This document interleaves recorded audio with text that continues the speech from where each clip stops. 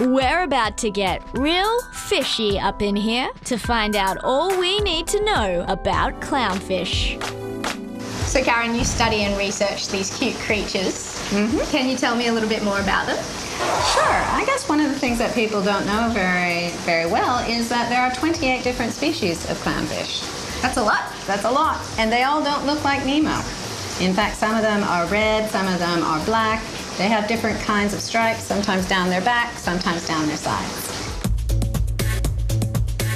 You probably also don't know that in the clownfish world, there's a very strict hierarchy. All clownfish are born as males, and there might be up to 10 other individuals in the anemone.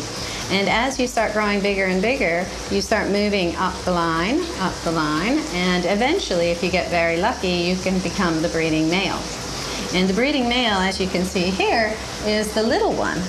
And if you lose your female, then the breeding male actually changes into the breeding female.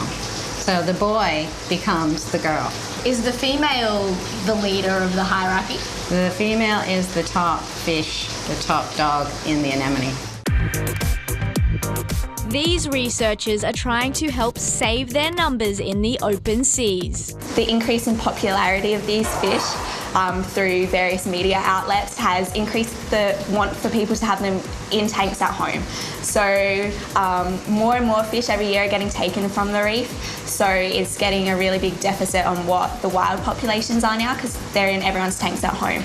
So if that keeps happening, eventually there might not be any more fish on the reef, especially with the other impacts like climate change and pollution are having on the reef as well at the moment. So what we're trying to do is just raise awareness of what impacts taking fish from the reef have, not only on the fish themselves, but also on the whole entire ecosystem and how it works together. And part of that is being done with this web app.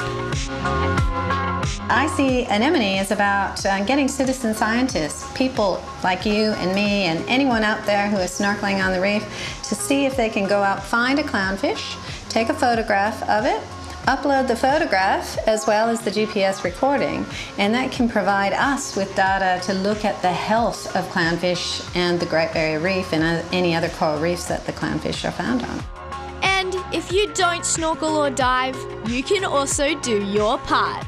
We want to make sure that if people want a fish, a clownfish as a pet, and they make really good pets, it's to make sure you buy a captive bred fish, because those ones are very happy in their tanks. They've never been in the wild. They really don't know any different, so they're happy in that environment. A wild fish that gets brought in, they're not very happy, and they don't tend to live as long as the captive bred ones. So it's really important to make sure that you don't take a wild caught fish into your home.